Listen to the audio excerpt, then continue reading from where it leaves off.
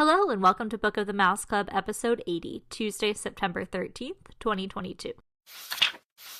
Morning, monsieur. Where are you off to? The bookshop. I just finished the most wonderful story about a beanstalk and an ogre and That's nice. Marie! The baguettes! Hurry up! I'm sorry, but how can one possibly pay attention to a book with no pictures in it? My dear child, there are a great many good books in this world without pictures. I almost bounced clear out of the book. Some bouncing, huh? Come home or make myself known. J. Thaddeus Turtle, Esquire. Have you never met him? You will find his story in this delightful little book, The Wind and the Willows. I've come to return the book I borrowed. Finished already? Oh, I couldn't put it down. Have you got anything new?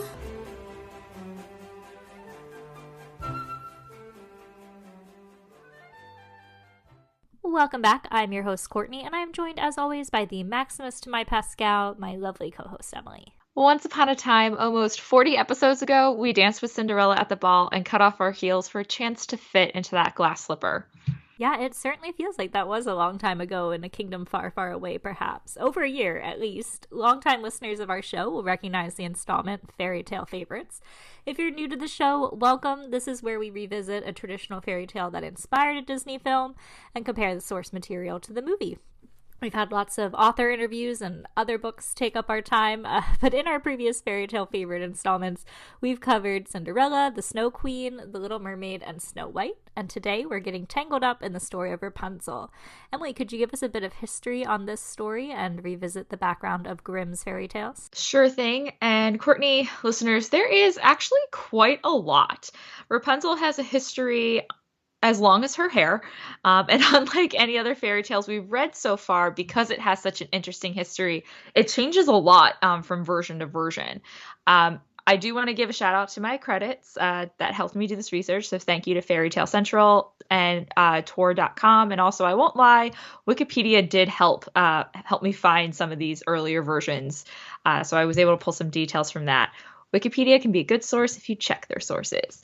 So thanks for helping me learn more about Rapunzel, and here we go. And like any fairy tale, once upon a time, the brothers Jacob, Ludwig, and Wilhelm Grimm were German linguists and philosophers who were inspired by their passions and the German Romantic movement to record stories of German folklore and customs.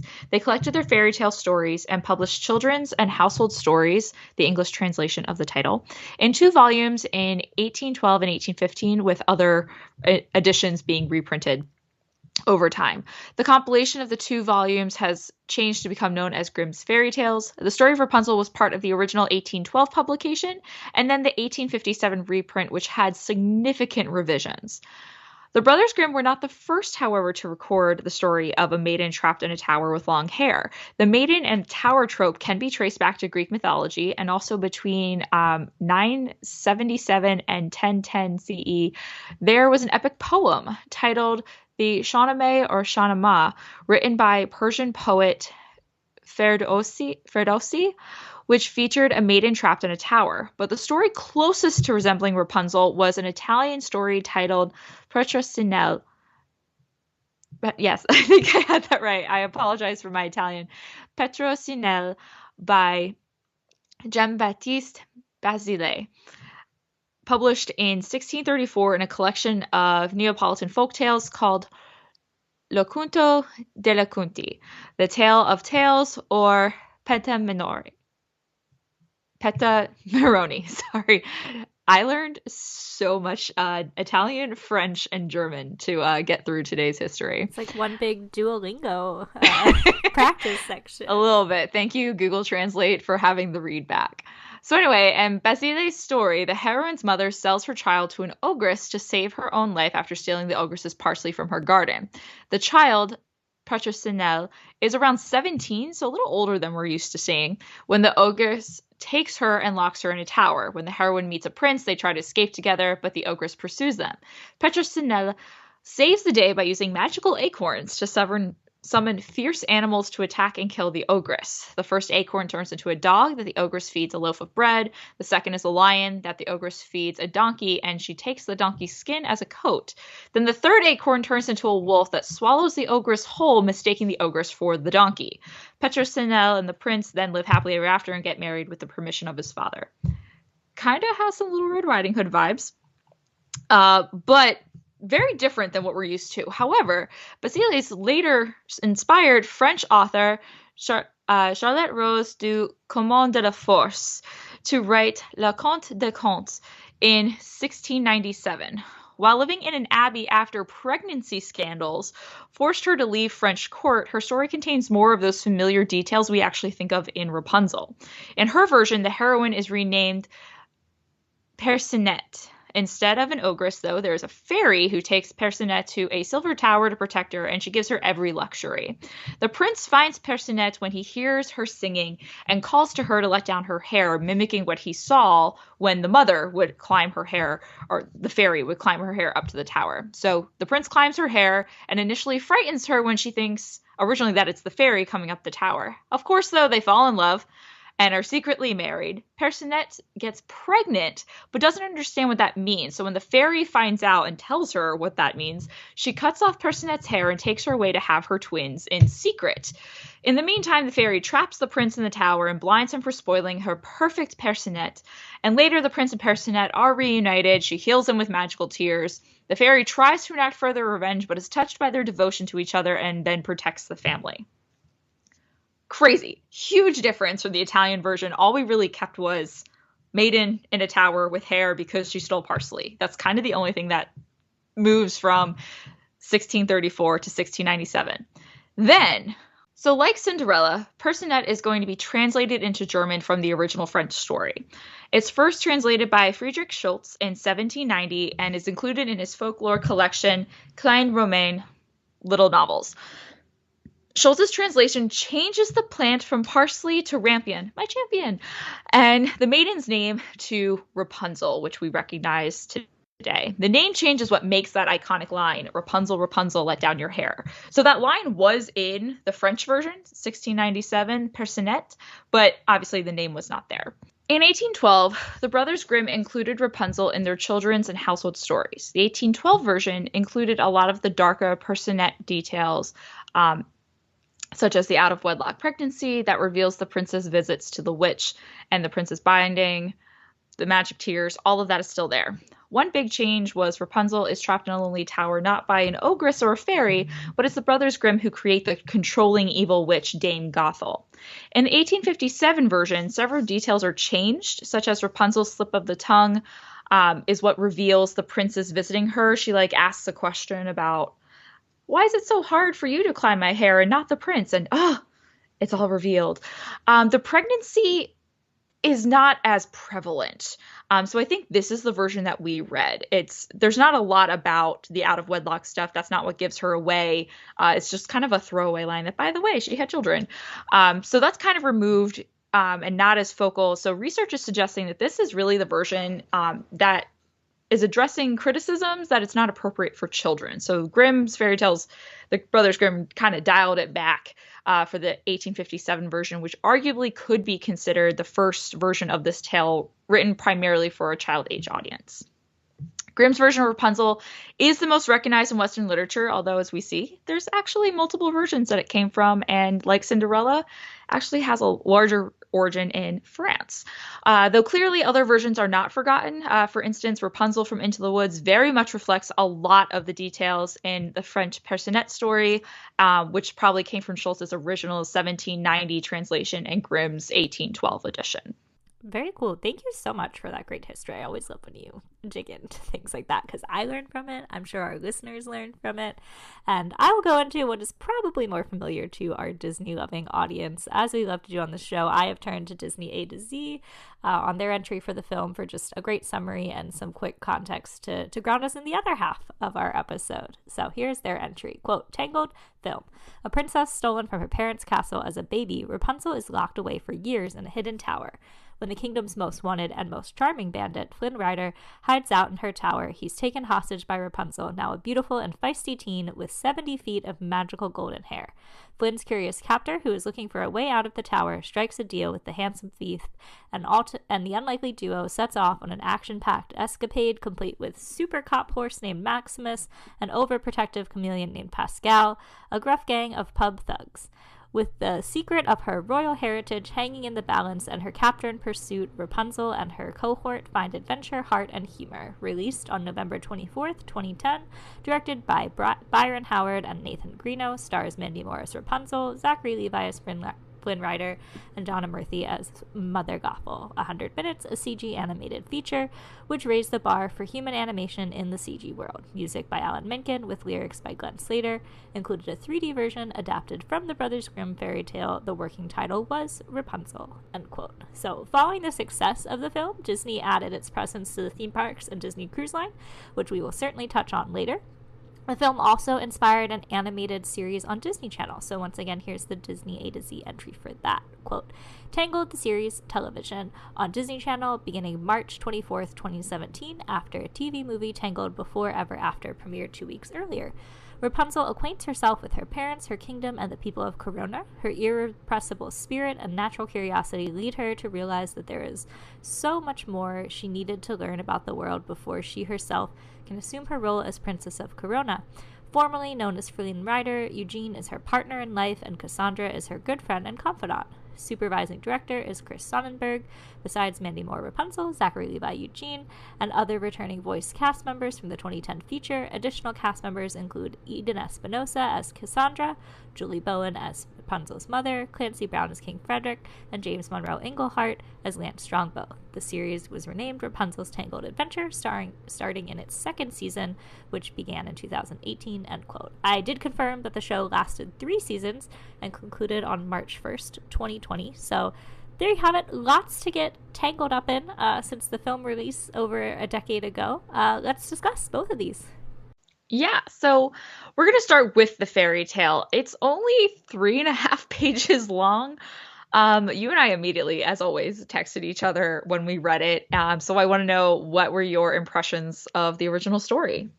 I was surprised how short it was, because I feel like Cinderella was close to like 10 pages or something. I mean, I know fairy tales aren't long. We're working off of the Barnes & Noble classic editions.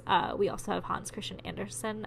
I just feel like other fairy tales that we've read were longer. I mean, I knew this was something that I would obviously do in one sitting. I just didn't think it was something I was going to do in under 10 minutes because I read very fast. So I actually read it a second time because I clearly had the time to do so. Aside from its length, I felt, well, I guess this is tied to its length. I was like, this escalates very quickly. Like, all of a sudden, I'm like, oh, she found the prince, and now the prince has lost his eyeballs, and oh, okay, she has twins, and they lived happily ever after. So I was just surprised how quick it moved in comparison to some others that we've read. I felt like Cinderella, like, you know, she goes to the ball like 3 times. That one was definitely stretched out a bit more. I agree. I was really taken by how quickly things escalate. And this is why I think we ended up with the 1857 version. So while the pregnancy is still in there, I think this is definitely the one that's cut down for kids. Because judging by the histories I read, there's a lot of emphasis on the whole having birth out of wedlock thing, and trapping her in a tower, which we'll get into morals soon. But that's why I think that's the one we got, just because it seems a lot shorter and like there's details missing. Because yeah, it moves super fast. And this is one, it also reminded me mostly of Into the Woods. Like, we're going to get into the comparison with Tangled, but I think this original story, if you want to see something closer to that, Into the Woods, I think, is the best. I saw a lot of differences, and I could tell right away Disney pulled on a couple key details and then really blew them up because there was so much room here for them to, yes, so much room for Tangled to take some liberty with this and run with it. Yeah, I feel Into the Woods I got really into the Woods in like my freshman year of I high love school. that show. This is like before the Disney movie, so we're talking the original Broadway cast recording from PBS. Great performances. That is where I feel like I really got some of those grittier details about the prince being banished and having himself blinded, and she cries into his eyeballs, and his eyeballs grow back. I obviously knew Rapunzel. Like, even, this was not a Disney movie of our childhood. You and I were in college when this came out, so it's not like, oh, Beauty and the Beast was my first exposure to Rapunzel. I feel like I was aware of Rapunzel from maybe, picture books and the Rapunzel let down your hair, but I was not aware of the grittier content until I got to my Into the Woods musical phase. Yeah, I feel like the same. I was trying to think back of when I first heard it, because we know the line, Rapunzel, Rapunzel, let down your hair. And I can think of probably it was a picture book or something where really all we get was, this poor maiden's locked in a tower and we have no idea how she got there. And then she's found by a prince and he climbs her hair and they escape together. Like, we probably lose, in whatever children's version we read of it, all of those dark, gritty details that are characteristic of a classic fairy tale. And all we really got was, there's a maiden in a tower rescued by a prince and she has really long hair. I think I knew about the parents. Like, I feel like whatever story I read, I knew that the dad snuck into the witch's garden and he took something and she's like, guess you gotta give me your baby. And he's like, okay. I feel like I knew that before Into the Woods. I can't remember. I saw Into the Woods when I was a kid. One of our family friends was in community theater who did it, and that was my first exposure to it. I believe that was Haddonfield Plays and Players, for my South Jersey possible listeners out there. But that's all I can really remember of like getting that aspect. I can't tell if I knew about the parents before my exposure to Into the Woods. Let's talk about the parents and all. Characters in this story, though, because it was so short, they lack the dimension that we definitely find in the Disney film. But I want to know your thoughts. Is the witch truly a villain? What about the parents? What is going on with their, like, I want some radishes. Give me your baby. Well, I think, because fairy tales, there is usually a classic villain, but I feel like this is a weird villain. This isn't like Cinderella with the stepmother where, like, she's openly abusing her stepdaughter. Like, obviously she kidnaps a child. This is kidnapping. Although there's also a contract, so is it kidnapping? I don't know. The parents were like, okay.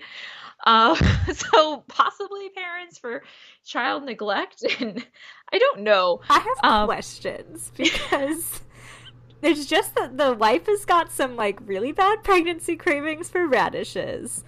The husband goes to steal them, and the witch says, yeah, you can have the radishes, but I have to have your baby. At what point did the dad tell the mom? Like, did he just not tell her? Like, oh, by the way, this is not our child now. That mean lady next door, she's gonna take her. I mean, she still imprisons this girl against the girl's will anyway in this tower, but it's weird because she doesn't do it until she's 12. I noticed that in the story. Like, it's not like she took the baby. She let them kind of raise it. She's like, I don't want to potty train this. Give her to me when she's older. Like, now I'm gonna take her to the tower when she's 12, and that it specifically called out 12, and I found that very interesting. And then I was like, and then she grew up in the tower, so I got the sense that she was probably 17 or 18, hopefully, when the prince things were happening. But the 12 jumped out to me just as a woman. I was like, oh, that's when you're coming into like your teenage years. That I don't know. Which is why it was important to me to include all of that history about the French version Personnette, because the author, Charlotte Rose de Command de la Force, she had a pregnancy scandal. She was part of I think it was Louis the 16th, somewhere between Louis the 14th and Louis the 16th. Lots of Louis. She was a member of his court and was one of the mistresses and had a lot of extramarital affairs. This became rated T for teen very quickly. Real fast. But when she became pregnant, she was sent to a convent, which was pretty normal for out of wedlock things. You kind of like hide it away, go have the baby, and everyone thinks you're on holiday, and then you kind of give up the children and come back. or figure out some story of how you had these children and come back. So she really bakes that part of the story in, that maybe the whole reason she's being sent to the tower is we're trying to avoid that. She's coming of age, men are going to pursue her, and the fairy or ogress or Mother Gothel, whoever really thinks that, at least according to the version we read, she's not really abusive to Rapunzel. She gives her everything she wants. She's, in her mind at least, legitimately trying to protect her. And I think in that original translation from the French to the German, before we hit this 1857 edit, I think that might have been a pretty prevalent piece of, like, you should save yourself or protect yourself from the consequences of out-of-marriage wedlock. It's a weird way to get there. Dad stealing parsley, witch taking child. Like, it's an odd way to get there, but since we're kind of touching on morals here, that's the moral that I was picking up from so the stuff I was reading from before the 1857 version, that, you know, protect yourself from wary men, warnings against out-of-wedlock pregnancy, bad things happen to you if that happens. Men with pointy teeth. Men with pointy teeth, etc., which I kind of pick up on those vibes from these original iterations that I read, but not so much in the 1857 edit. Do you pick up any morals in this version that we read at all? Now, can you get your... I know you have your copy handy. Can you read the last sentence to our listeners? Sorry, mine is not conveniently located. Yes. Last sentence. What became of the old witch, no one ever knew. Yeah, I feel like that is telling to me in terms of any lack of moral, because often, even in Disney films, the villain is punished. We see it in Tangled. Mm-hmm. Spoiler alert, Mother Gothel, like, falls out the tower and descends into dust before she hits the ground. They're just like, it's kind of like Ichabod Crane. They're like, we don't really know what happened to him. And even though we don't know what happened, that's a big difference, which we'll talk about between Tangled and Rapunzel, is we don't know what happens to Gothel. But also, if we go back to these original versions, like I said, with Percinet and even Grimm's 1812 version, then, if I'm not sure if they changed this ending, but Percinet, eventually when Rapunzel or Percinet and the prince find each other, she heals them with magical tears. The fairy tries to enact extra revenge, but when she sees how much they love and devote to each other, and they're out of wedlock children at the time, she gives in and then ends up protecting the couple. So I'm like, what? Is there a moral then against that? What a pregnancy if they live happily ever after and keep their children? Like, what am I supposed to take away from this? Which, to be clear, we have no issues of when women decide to have children. Oh God, no, yeah. But given the time frame of when these were written, that was a really was scandalous. Yes, that was scandalous in 19th century. 19th, 18th, 17th century. Even to some people in the 21st century, it might be, not to us, but in terms of morals for what we're looking for in a classic fairy tale, even with those versions, I'm like, what do you want people to get out of this? Don't make deals with witches. Don't steal stuff from someone's garden. Maybe. But I mean, we get those classic tropes of female in a tower, or maiden trapped in a tower, saved by a prince. The trope of your punishment is way over the top for your crime. So it has the elements of the fairy tale, but yeah, I was really struggling with the lack of detail and also where that classic moral comes from, because usually that's what Disney then is going to build off of. Oh yeah, like Beauty and the Beast, like true beauty is found within. Yeah, Cinderella, you know, kind and courage to... Have courage and be kind. Yeah, that comes through. All I can think of here is like Little Mermaid is just as tragic as this, and Disney really, really changes it. Yeah, do you want to start comparing? Sure. All right, so what parts of the original story do you see in Tangled? So we see, I think, the quintessential pieces. Girl is taken from family. Girl is locked in tower. Girl has long hair. Hair is used to climb tower, and then they use the magic tears. Those were all the parts that I picked up on.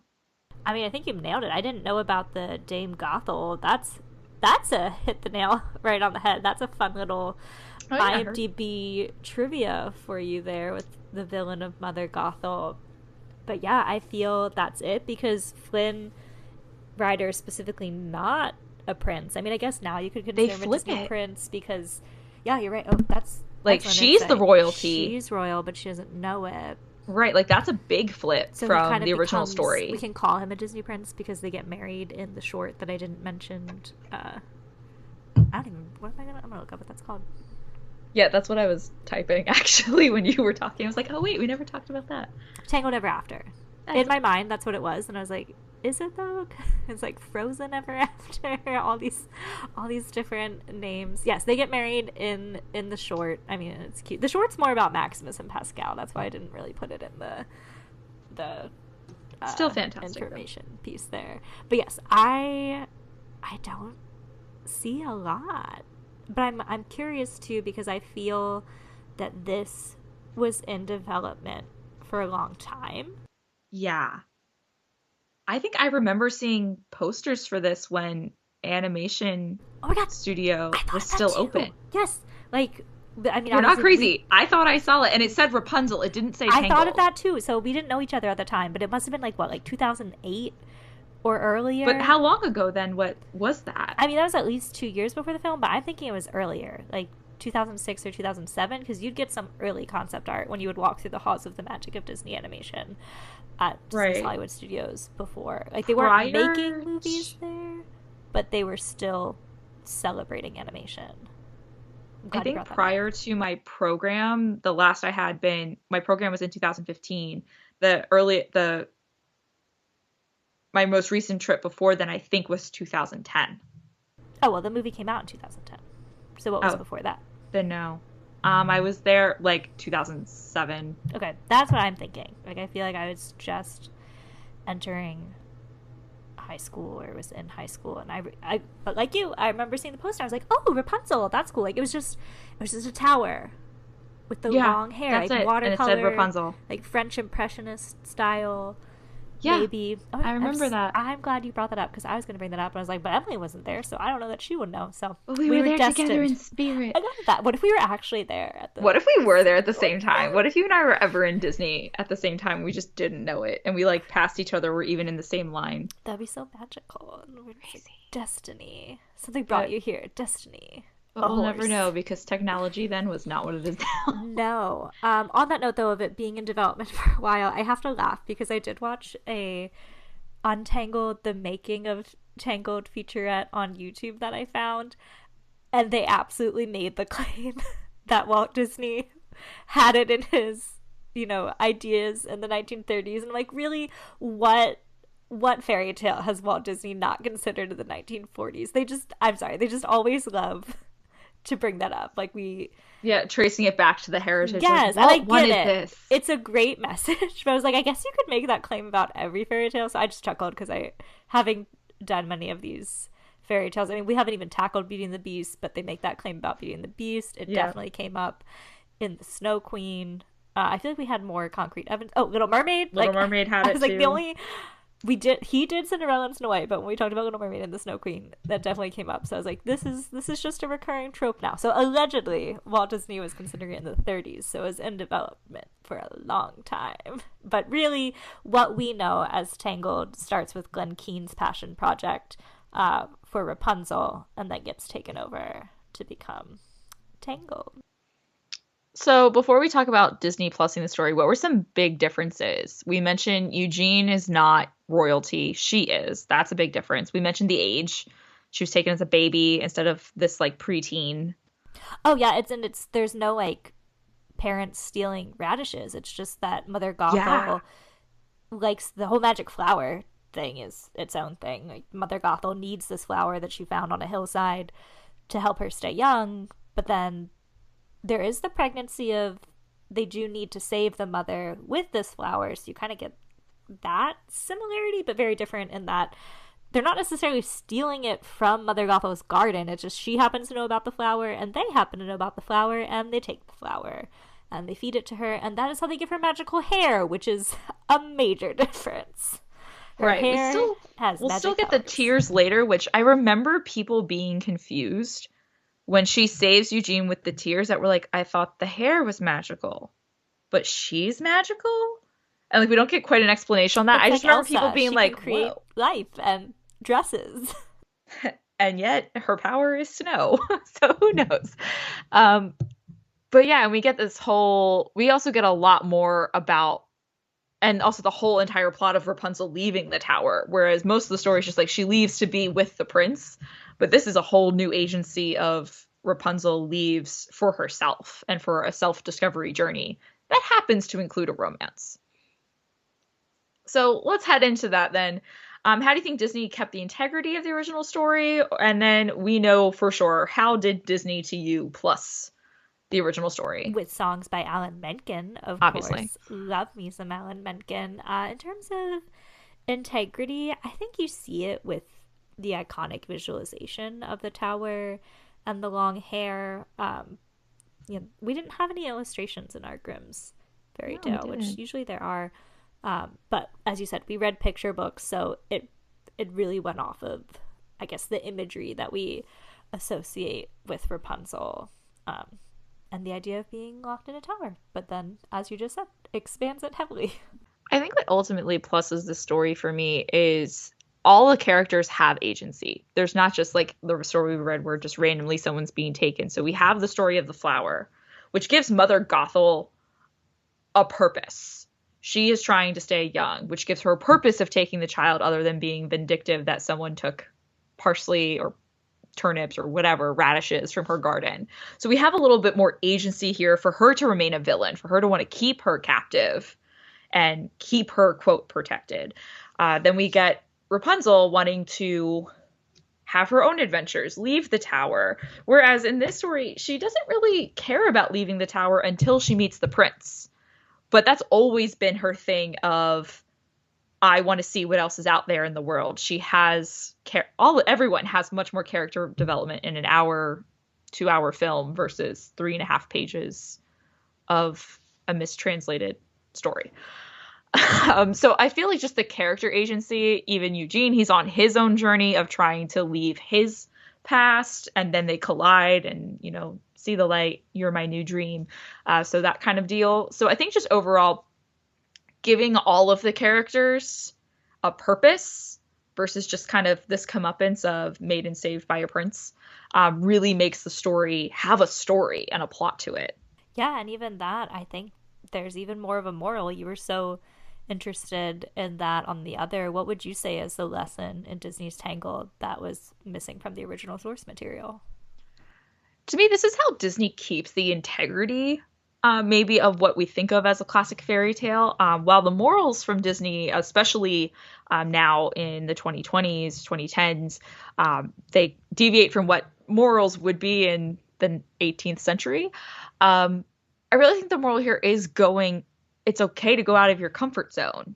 Do it. You'll be surprised you'll have those unintended adventures that can be even better than what you dreamed. Rapunzel only dreamed of seeing the lanterns, and it turned out she found her lost family. She created friendships. She met people. She learned how to trust and create her own life. Like, going outside your comfort zone can be scary, but can also be a good thing and lead you to a lot more rewards down the line. Yeah, I feel that sums it up perfectly when we see Rapunzel grappling the great scene where she leaves her tower and she's like, best day ever, and then she's like, I'm a horrible person, where she keeps waffling between her extreme emotions. I just love that. I relate to that so much. I was like, I feel seen as an anxious person. It gives more depth to it in that regard. Absolutely. Do you have a favorite part of the film? I love Mother Gothel's villain song, Mother Knows Best. I'm a villain song person in general, and I remember watching that in cinemas, seeing the movie with my family for Thanksgiving weekend, and when that song started, I was like, ooh, this feels very classic Broadway to me. I remember going home and finding the song on YouTube to listen to it because I just thought it was a really good song. I mean, I love a lot of the movie, but if I had to pick a favorite, it's that number. I think my favorite part of the film is just the sarcasm and humor that comes from Flynn Rider / Eugene, especially as he interacts with Rapunzel. The whole smolder thing, she doesn't buy into it. she has magic hair, it glows, and she's like, we're alive, and he's focusing on the magic hair. Just like those little moments with him, or like, they can't get my nose right. Like those things just made me laugh so much. And I think before we got Frozen, like this was kind of the first character, like him and Rapunzel, that really kind of, even though the story is not in modern times, I think their personalities and how they think and see the world is very much more relatable to a modern audience. So I really enjoyed that. If we go with a specific scene, probably the adventure of getting to Corona. She leaves the tower, has her anxiety back and forth, and then to like getting to Corona, her action scene with the hair is pretty great. And the frying pan. I gotta get me one of these. When they leave the Snuggly Duckling, like that whole action sequence after, I think, is really fun. I think it's been a while since we've had like a female action sequence before this film. Yes, I agree. I feel that Tangled walked so that Frozen could run. Certainly Frozen became a bigger phenomenon than Tangled, but there would be no Frozen without Tangled. Wholeheartedly agree. We definitely need to do Princess and the Frog at some point, and I love Princess and the Frog, but we'll get into more of the history of that one. And it was risky for them to do the 2D animation. This is a whole Princess and the Frog discussion. Like the princess in the title is rumored to be like, oh, it didn't do so well because of that. So that's why they're like, let's call it Tangled and focus the marketing initially on Eugene or Flynn to bring boys into it rather than making it another princess story. And that really sets forth the type of titles that we saw moving forward through the 2000s. Adjectives. Yes, we love adjectives. Verbs.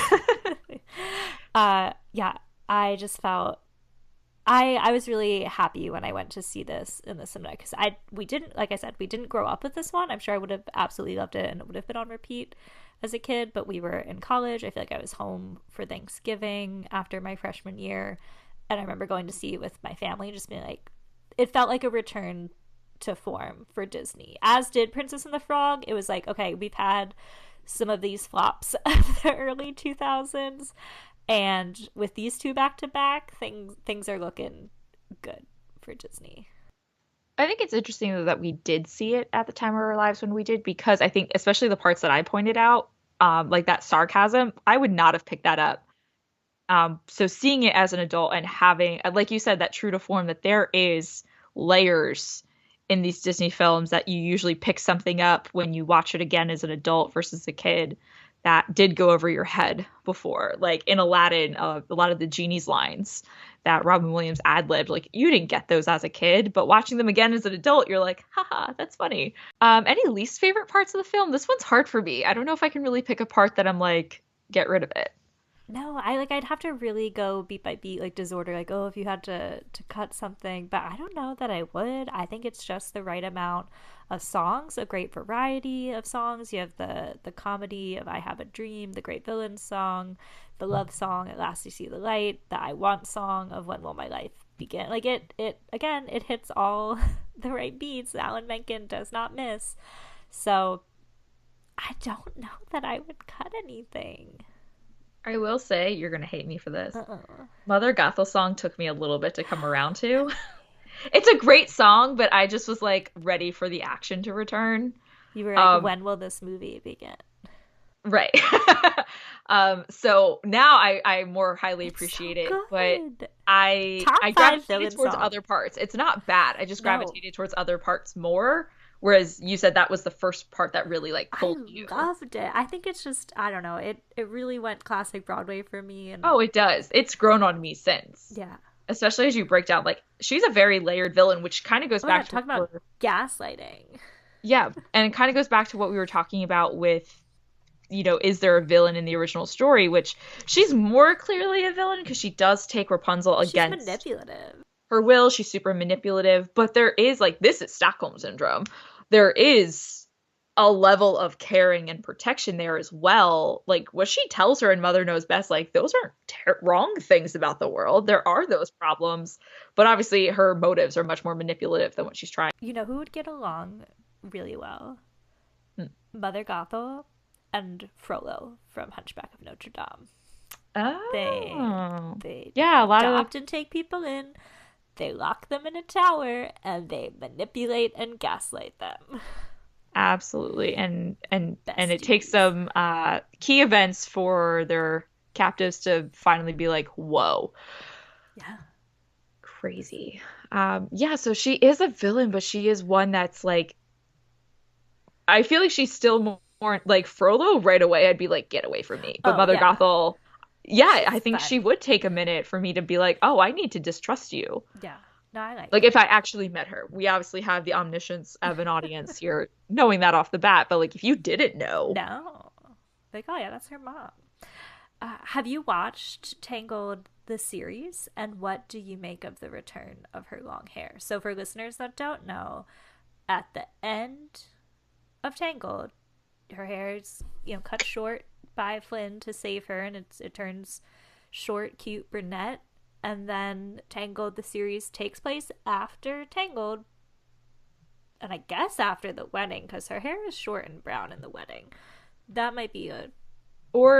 So let's talk about that for a second. So I've only seen, I think, the first episode of Tangled, the series, because I remember the hair coming back. Yes, same. But I really didn't keep up with it afterwards. So I think I've only seen the first, maybe second episode, and it was when it first came out, so I really don't remember it too much. But what you were talking about with the synopsis of Tangled the series, was it she needs to know more of herself before she can assume her role as princess. Are they married in the series? I'm not sure, because I feel so like maybe this takes place in then between. Her hair goes short again. Like she cuts it off eventually. You gotta watch all 3 seasons to find out. I am with you though. I did watch the special movie that was referenced that leads into it, because I was like, okay, what is going on with her hair? I need to know. It was very cute. And honestly, I'm thinking about putting this on my Disney Plus watch list. Like it's 3 seasons. They're probably not that long. I'm sure I'd enjoy it. I do remember hearing that Alan Menken came back to do more music for the series, and he got an Emmy for that. So Egon, it is on my list. The return of the hair, though, I mean, as a brunette, I thought her short brown hair was real cute. I got a thing for brunettes. Yeah. I get it, though, because it makes sense from a marketing standpoint. Like, she is Rapunzel. Where's the hair? That's what Rapunzel is. And I feel like it works for character integrity within the park. I mean, I know when you're meeting characters in the park, you are actively in their story, but you have precocious kids sometimes. They're like, why is her hair long? Like, her hair's short. Now you can be like, Tangled the series, she got her hair back. It's on Disney Plus, watch it. Yeah, and they do bring it up. If I'm remembering that movie that leads into the series, like, she's surprised. It's not like the story starts and she just has her hair it's like back. the end of the episode. Like, that's like the cliffhanger. Her hair came back, and people are like, what? So yeah, there's a thing there. I'd have to revisit it also. There's just so many good things to watch on Disney Plus, and now there's more coming out. Just more things to add to the watch list. But let's talk about the short Tangled Ever After, where Rapunzel and Eugene get married. What do you think of that one?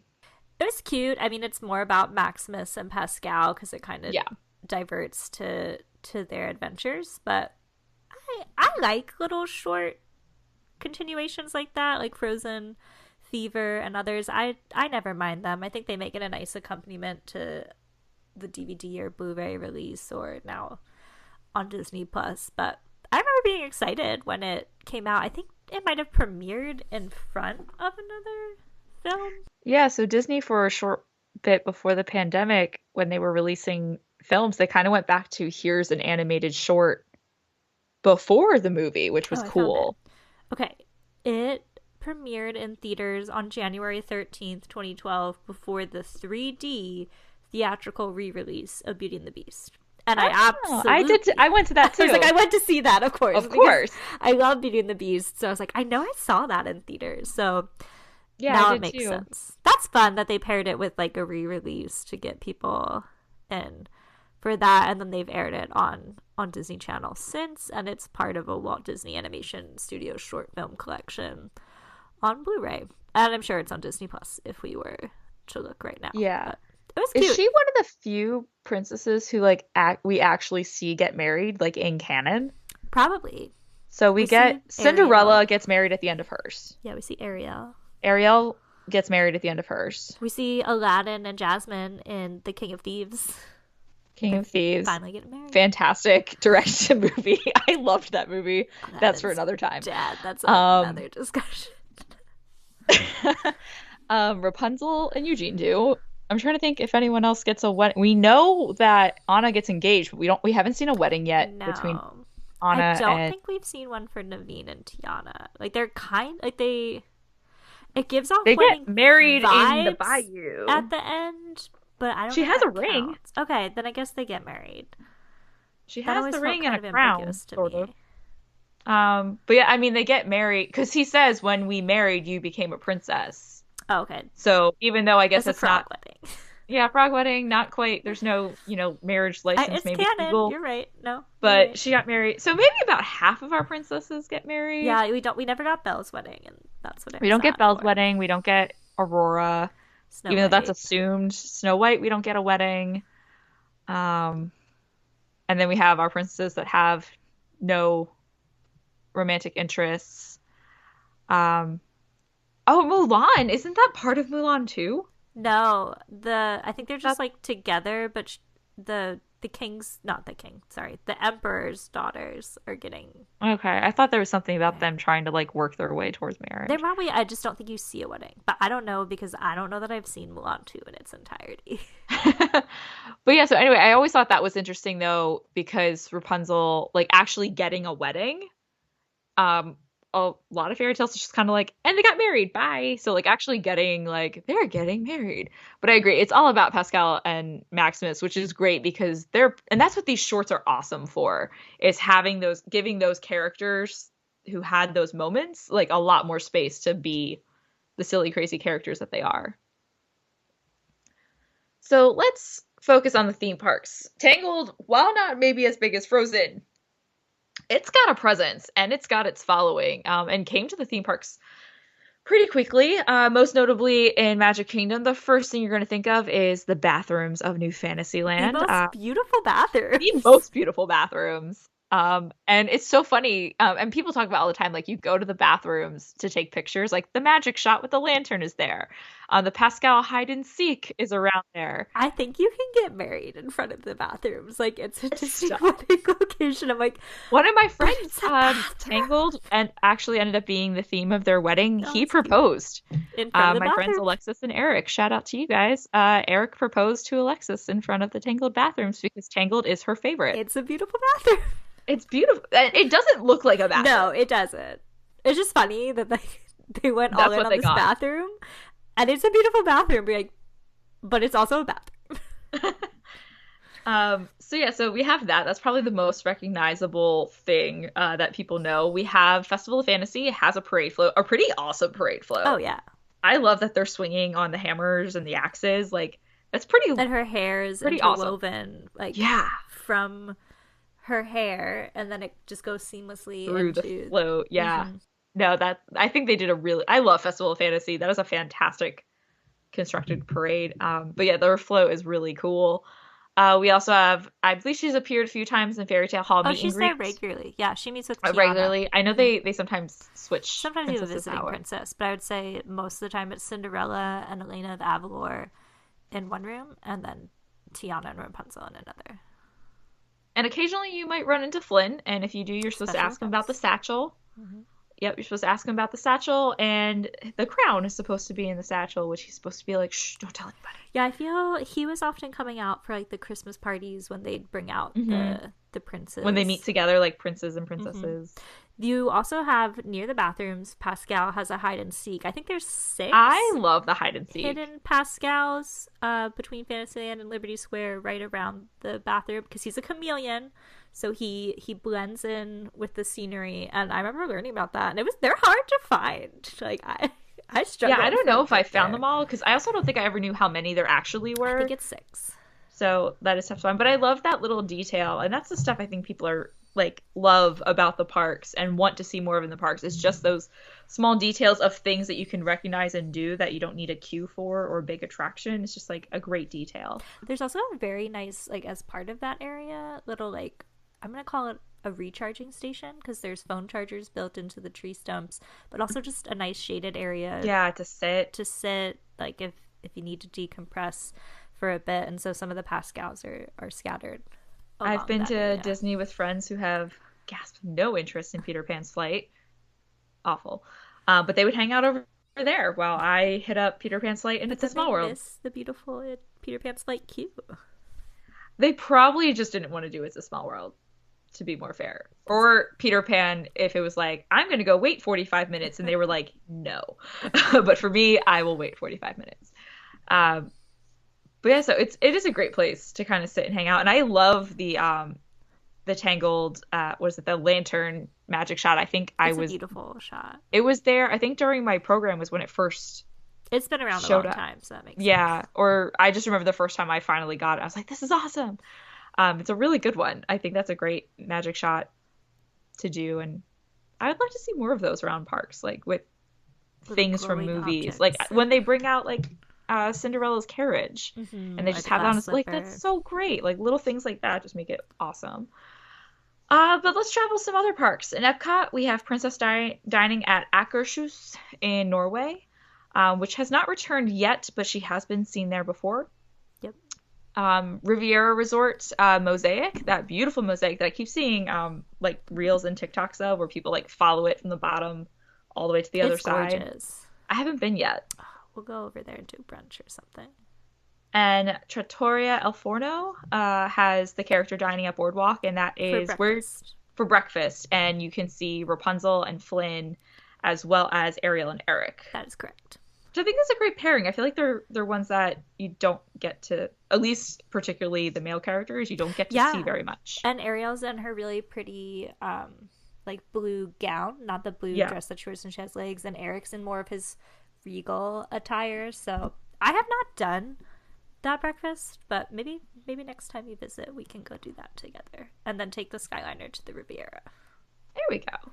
Good. And then on Disney Cruise Line, aboard the Disney Cruise Line, you'll find a lot of Tangled entertainment on the Disney Magic. So Tangled the Musical is featured as one of the nightly shows with most sailings. Guests can dine at Rapunzel's Royal Table restaurant with their rotational dinners, and O'Gill's Pub even transforms into the Snuggly Duckling some nights. So we have quite a bit of representation. I am not familiar with international parks too much. Do you know of any?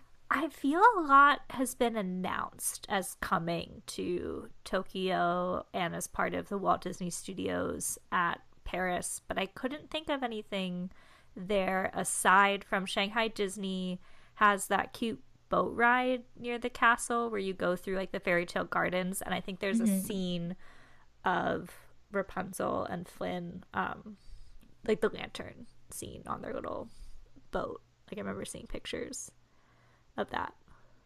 And I know in Disneyland you can meet Rapunzel and Flynn, like again with character meet and greets and special events. I think I saw Flynn not as a meet and greet, but they have more characters in their Fantasyland that like hang out in that like town area in like above, like they're just like hanging out outside a window or a balcony. Oh yeah, there's so also I think my last trip we saw Flynn there. I don't know if the show has returned to Disneyland, but definitely before the pandemic I caught it. It's like the Fairytale Renaissance Theater. Is that it's like Mickey and the Magical Map? Not that, but I think they are in Mickey and the Magical Map.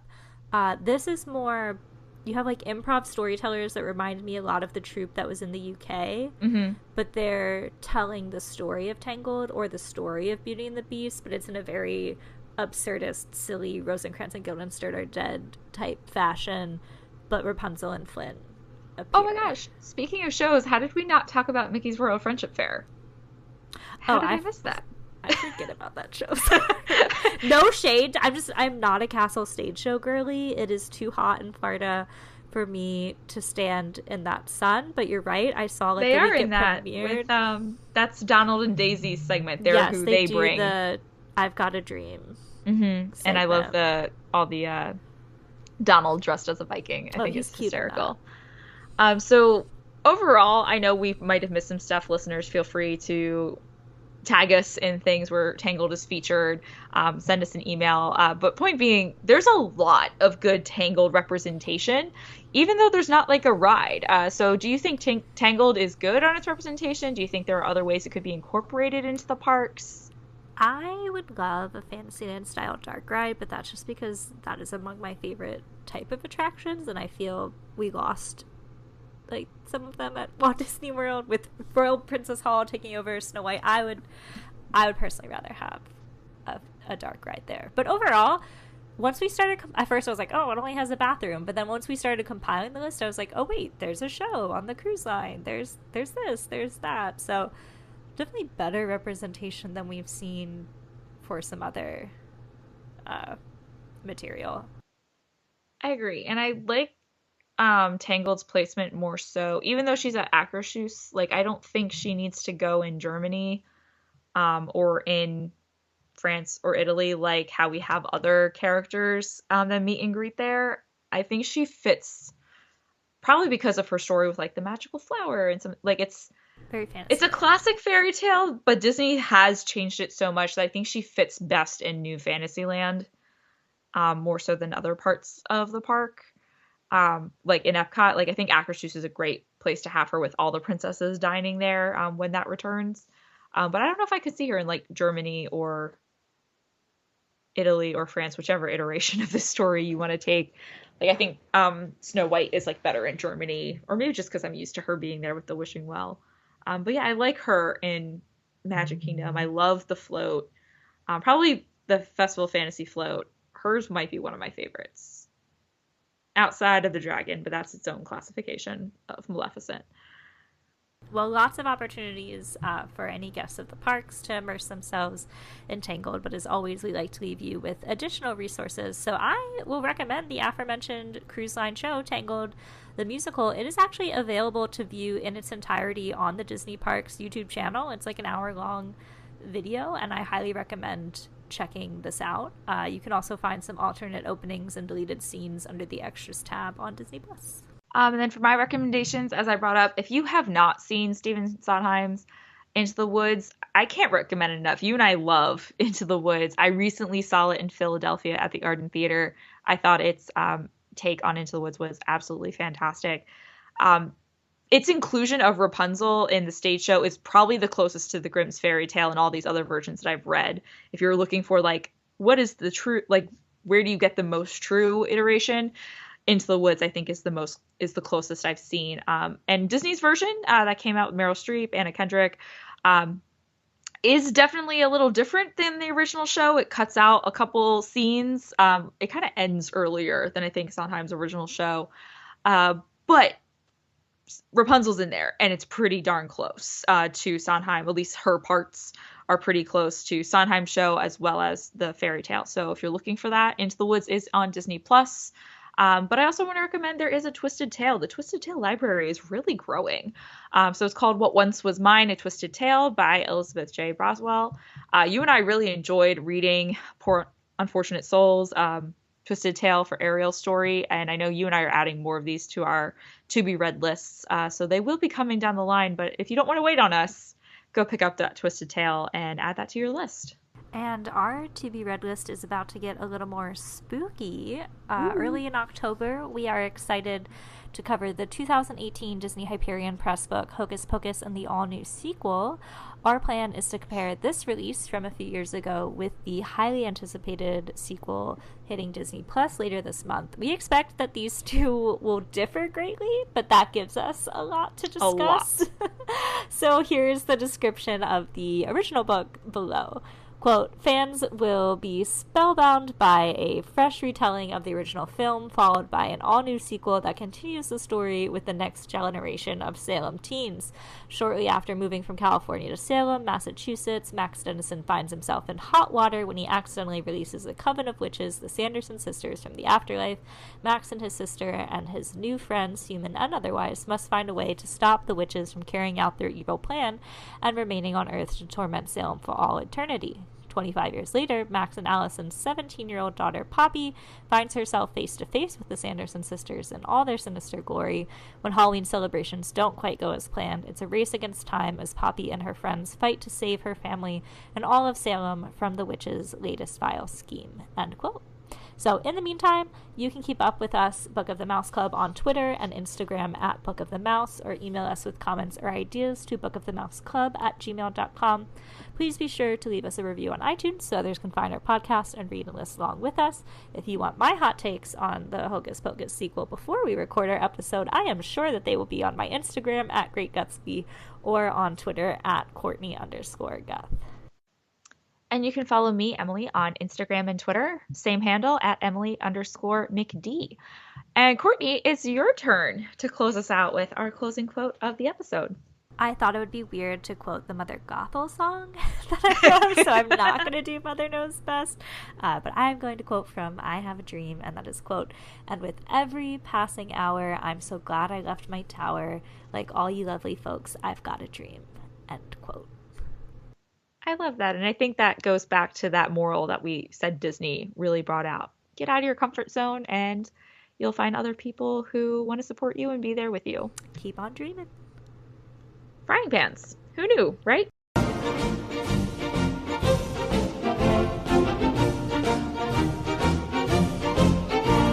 Book of the Mouse Club has no affiliation with the Walt Disney Company. The views and opinions expressed by hosts and participants are theirs and theirs alone. They do not represent the organizations or companies they happen to work for.